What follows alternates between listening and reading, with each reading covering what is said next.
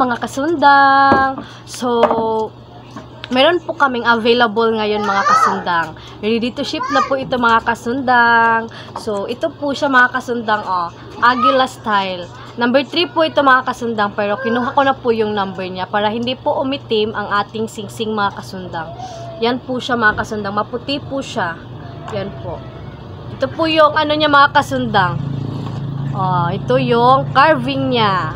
Ayan ang tsura niya mga kasundang, Aguila style. So mga kasundang, may nagmay na po nito mga kasundang, kaso hindi na po siya nagparamdam kaya ibigay ko na lang po ito sa iba mga kasundang kasi need po namin ng pera para po sa kapatid ko mga kasundang kasi pang tuition na po niya kasi mga kasundang kasi ting exam na po nila kaya need po namin ng pera mga kasundang kaya ipamigay ko na lang po ito mga kasundang, ipamain ko na lang po sa iba. So, pamain po nito mga kasundang, 3,000 na lang po, free shipping. Ito po siya mga kasundang. Ito yung scabbard niya po. May lagayan po siya ng mga kasundang. May lagayan ng sinturon mga kasundang. Yang maliit lang na sinturon mga kasundang ha. Yan po Yan po siya. So, ito po yung blade niya mga kasundang. Ang inches po pala nito mga kasundang, 19.4 po mga kasundang. So, malapit na po mag 20 inches ito mga kasundang. Mahaba po ito mga kasundang. Ito po siya. Diba? Mahaba. Diba? Mahaba po ito mga kasundang. So, ito po yung blade niya mga kasundang. Agusan type po na blade mga kasundang. Malapad po dito mga kasundang. Agusan type blade po ito. So, ito po siya. Nilagyan po namin siya ng oil mga kasundang para hindi po siya umitim. Hindi po umitim yung blade natin. Tapos, bawal po hawakan ang blade natin mga kasundang kasi yung kamay natin, parang may kasi yan, di ba mga kasundang? Anong tawag doon? Yung para hindi siya mag-itim kasi may kanang magsingot na tong kamot, di ba? Ganyan po. Singot. Anong Tagalog ng singot? Yun po. Bawal hawakan ang blade mga kasundang para hindi po umitim ang blade natin. Nilagyan po namin ito ng ng oil mga kasundang. So ito po siya. Ikaka-testing po natin siya mga kasundang para po makita ninyo kung gaano siya katalim. Pamain na lang po mga kasundang. So, gumamit po pala ako ng shade kasi masakit na yung mata ko sa sa cellphone. Sira kasi ang mata mga kasundang. Kaya ito nakaka-testing na tayo mga kasundang. Di ba? Wala po akong ngipin mga kasundang. Don't mind my teeth mga kasundang. So ito siya. Di ba? Maliit lang siya mga kasundang. Di ba? Straight lang ang niya, hiwa. Di ba? Last cut testing. Papil to mga kasundang papil. Papil na manipis. Dito nyo po makikita kung gaano katalim ang blade kapag manipis lang na papel mga kasundang. So ito po siya di ba? Ganyan po ganito po katalim ang mga blade namin mga kasundang. Po siya, nakita nyo naman kung gaano katalim ang ating blade mga kasundang. Maputi po yan mga kasundang, maputi. So ito mga kasundang, yan po, lang yan, madumi lang po yan. Maputi po ang blade natin mga kasundang. Yan po siya. Matalim po mga kasundang. By the way mga kasundang, pwede nyo po ito iputol sa kahoy, sa kawayan, or etc. Kahit anong putulin nyo mga kasundang, pwede po. Pwede nyo po dalhin ito sa bukid nyo mga kasundang. So, pamain na lang po nitong Aguila style mga kasundang. 3K na lang po, 3,000 na lang po, free shipping nationwide. So, yan po siya mga kasundang. Aguila style, ready to ship. Diba? So, another one mga kasundang. Dragon style. Dragon style mga kasundang. Di ba?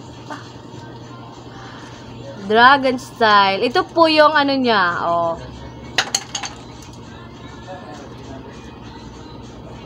Oh, ito po ang ano niya. Dito ang likod niya. Rivets po yan mga kasundang.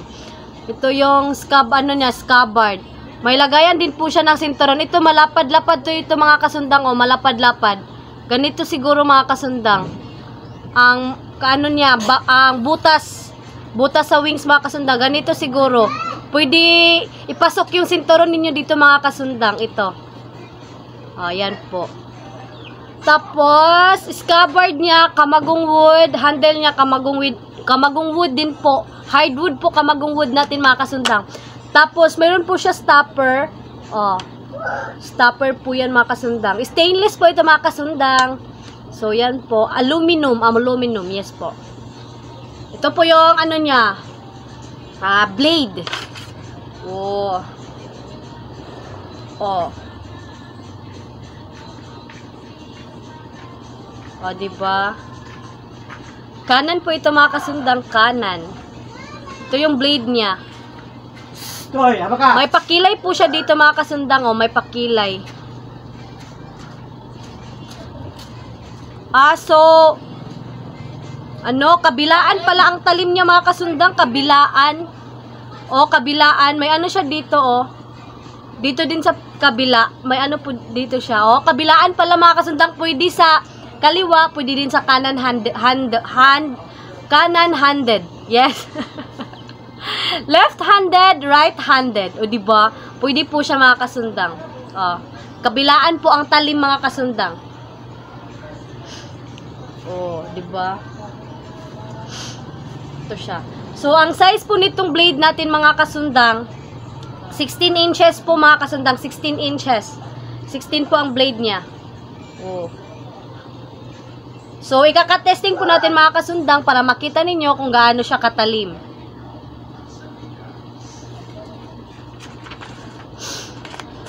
So, ito yung ano niya.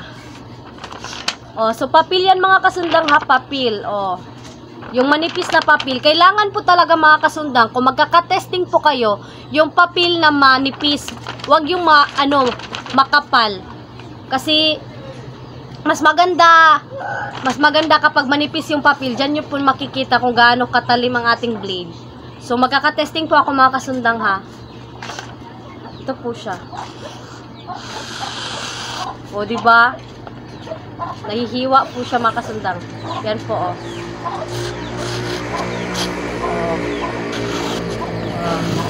O, diba? O, diba? Matik na. Napakatalim po ng blade natin mga kasundang. Oh. Ingat lang po sa paghawak ng papel, baka madulas dito sa kamay natin ang blade, o diba? Baka maputol. Oh. So ito na po siya, ito po yung niya, handle. Ito po yung handle niya, tapos scabbard niya mga kasundang. So pamay na lang po, 3K na lang din po to mga kasundang, free shipping na po. Pamay na lang po. Thank you. May i-share din po ako sa inyo mga kasundang. Order po ito ng isang customer po namin na marami-rami din po yung order niya mga kasundang. So ito po siya mga kasundang. So Sir Bernardo Lagmay, ito na po yung order mo sir, yung 5 pieces po mga kasundang. 5 pieces po ang order niya mga kasundang. Sir Bernardo Lagmay from Manila po mga kasundang, Manila area po. So ito po yung order niya. Oh. Varnish na lang po kulang nito mga kasundang. So, finish na po siya. Varnish na lang po ang kulang. Ito po yung niya. O, diba? Black na black po mga kasundang. Mas makikita nyo po ang kulay niya kapag na-varnishan na siya mga kasundang. Mas lumilitaw yung color black kapag na-varnishan na siya. Tapos, kung may kintab din po ang kahoy natin mga kasundang. So, ito po yung handle niya. O, diba? Parang crocodile talaga. Tapos, lagyan po yan ng mata dito mga kasundang para maganda siya tingnan. O. Tapos, ito yung scabbard niya mga kasundang. O, black kamagong po ito mga kasundang, rivets. O, ito po yung niya. Sa ilalim niya, kibali mga kasundang. O, diba? Maganda. Back to back po ang niya, ang carving niya mga kasundang. Kabilaan po ang carving. Oh. Ito siya. ito po ang malaking crocodile mga kasundang. Oh. Ito yung ama niya, ito yung anak niya. O, diba? Napakaganda po mga kasundang. Yung papa niya, oh, may bumubuka yung bibig. O, diba? Tapos ito yung niya mga kasundang. Carving. Lagyan pa po yan ng mata dito mga kasundang. Meron din po siyang stopper. May papaa mga kasundang. Ganyan. Dinidisplay sa bahay mga kasundang. Wow! Charan! Charan! O, ito po siya. Pangtadtad po ito ng buto mga kasundang. O. Pangtadtad sa mga karne, isda, mga buto-buto, ganyan. O, diba? Yan po siya. Tsaka ito yung anak niya. O. Yung anak niya, mata. Tapos, dragon style. Dragon na knife mga kasundang. Kang Sir Bernardo Lagmay din po ito. Pangatlong order mga kasundang. So, ipapaship ko po ito kapag na-varnishan ko na po. Tapos, hahasain pa po ang blade nito mga kasundang kasi hindi pa po nahasa. Hindi ko pa po mapapakita sa inyo ha kasi hindi pa nahasa. So, ito po siya. Ang scabbard niya.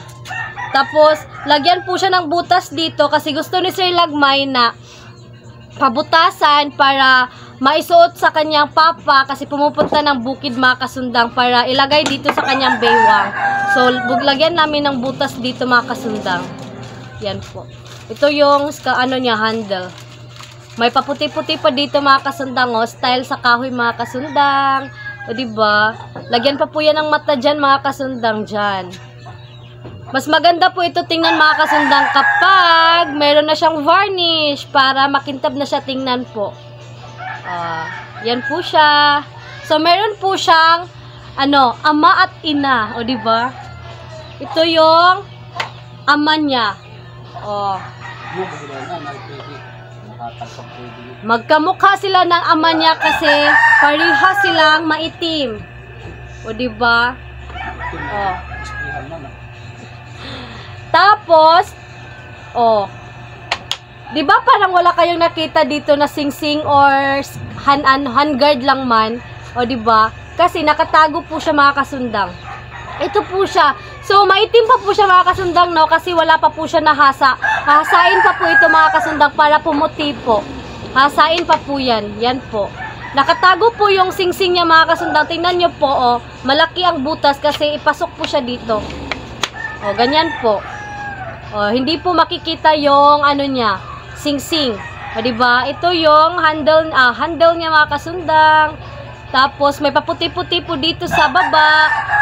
O, diba? Maganda po na kahoy ang kamagong wood mga kasundang. May paputi-puti din po itong wings niya mga kasundang. So, ito din po, lagyan din po namin ng butas para pwede po itak-in sa baywang. So, ito yung niya mga kasundang. Scabbard. Oh. So, nakatago pala ha. Nakatago yung sing-sing niya mga kasundang. Ito yung blade niya, oh.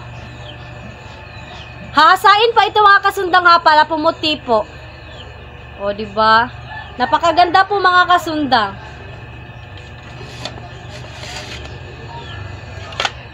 So, yan po siya. Nakatago yung sing-sing.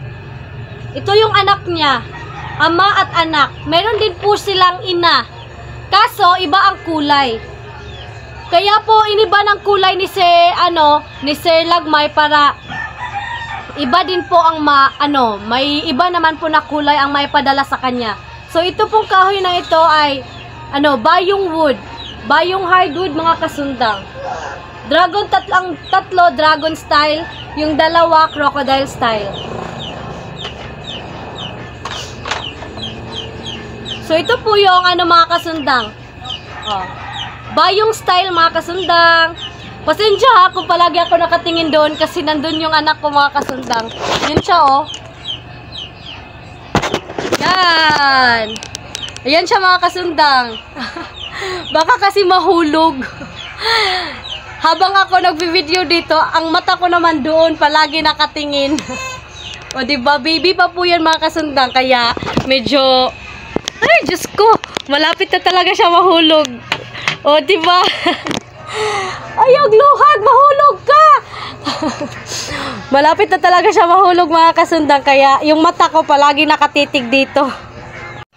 So mga kasundang, kinuha ko na lang po yung anak ko, baka kasi mahulog pa siya dun sa duyan niya, malaking problema pa na.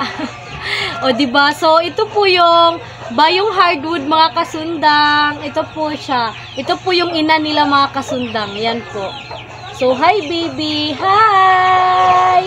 Ito po yung baby ko mga kasundang, kaya minsan po hindi ako nakakapag-reply kasi nag-aalaga po ako ng aking anak. Tapos mayroon po ako mga estudyante na anak mga kasundang, dalawa po. Ito po siya, bayong hardwood mga kasundang. Nakatago din po yung ano niya mga kasundang. Nakatago din po yung ano niya. Nakatago yung ano niya mga kasundang. Oh. Hindi ko na po ipakita yung blade mga kasundang kasi nandito po yung anak ko. Baka po maano pa yung ano niya kamay sa blade. So ito po yung nakatago po yung singsing niya mga kasundang. Nakatago po. Diyan po nakatago sa ilalim. Hindi po siya nakikita. O diba? Kapag i-close na siya, pag ipasok na siya mga kasundang, hindi na po siya makikita. Yan po siya. Bayong hardwood. So, Sir Bernardo Lagmay, pasensya po talaga masyado kung medyo natagalan po yung order mo, sir. Kasi, dalawang maker lang po talaga sila. Yung husband ko po, tapos yung papa ko po. Pasensya po talaga, Sir Lagmay. Ano, at least ngayon, sir, di ba tapos na, pwede ko na po ito may pa-ship sa'yo. Pasensya po talaga, sir. Tapos, yung sa iba po ang mga nag-order sa amin, sir, pasensya na po talaga kung medyo natagalan yung mga order ninyo. Tinatapos naman po ng mga maker namin. Ito po yung anak ko. O di... Kinuha ko na lang po siya sa kanyang duyan at baka mahulog pa po. Tapos, yun lang mga kasundang. Marami-rami din po kami mga ginagawa mga kasundang. Yun pa siya mga kasundang yun. Basta marami-rami mga kasundang, hindi nyo po makikita. So, wag nyo po kalimutan mag-subscribe sa aking YouTube channel mga kasundang at Tagusan Bulu Case. Yan po. Tapos, wag nyo rin po kalimutan mag-follow sa aking Facebook page at Tagusan Bulu Case din po. So, maraming salamat mga kasundang.